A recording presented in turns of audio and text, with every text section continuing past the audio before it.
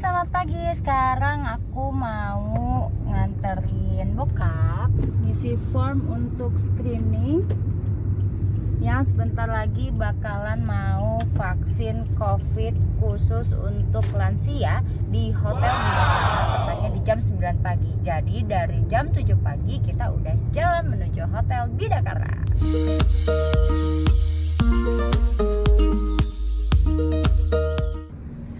Yuhu, akhirnya ganti masker, warnanya lumayan matching sama baju. Karena masker yang sebelumnya agak pengap, terus takutnya ntar ada antrian panjang juga, jadinya ganti masker deh. Papa juga ganti masker. Enak kan? Yang mana? Ya kan, nggak pengap kan? Oh ya, mau cerita aja, dapat vaksin lansia itu dari mana? Kebetulan punya teman yang kerjanya kayak di salah satu instansi pemerintahan gitu. Dia butuh 20 lansia untuk divaksin. Tapi ternyata pas ditanya-tanya ke temen yang lain, teman-teman tuh rata-rata orang tuanya udah divaksin. Jadi akhirnya aku cuman bawa bapak sama orang tua dari temen aku. Jadi cuman 2 aja. Nah kebetulan yang nganter itu kan terpisah. Aku bawa bapak, untuk temenku ya sama temenku juga. Akhirnya setelah udah didaftar di bulan April, perkiraan tadinya vaksinnya di bulan Mei, tapi ternyata malah jauh lebih cepat di tanggal 27 April. Kayak sekitar daftar 2 minggu yang lalu, minggu ini mulai divaksin.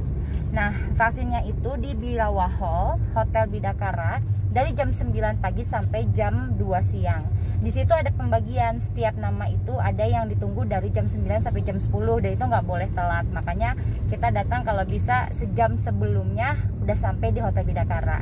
Nah, kalau ketentuan untuk mau vaksin ke sana, bawa KTP asli, fotokopi KTP, sama ini dia, formulir screening.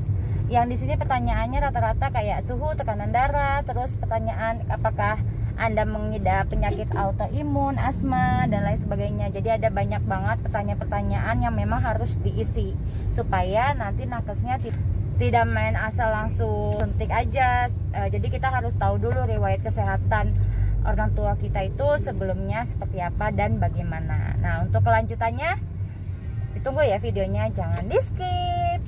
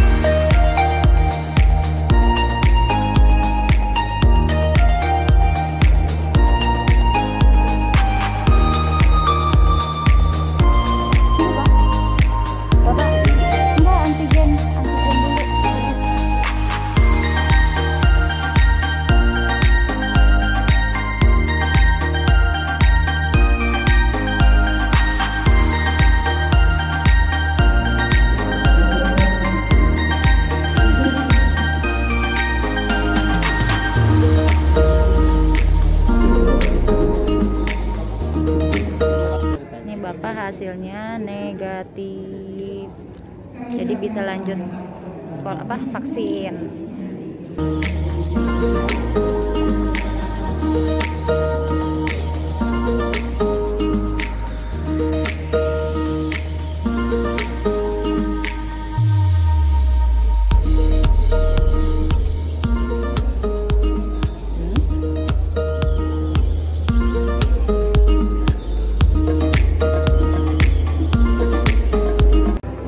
Dapat kartu vaksinasi.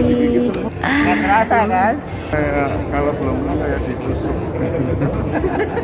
Udah kelar vaksin.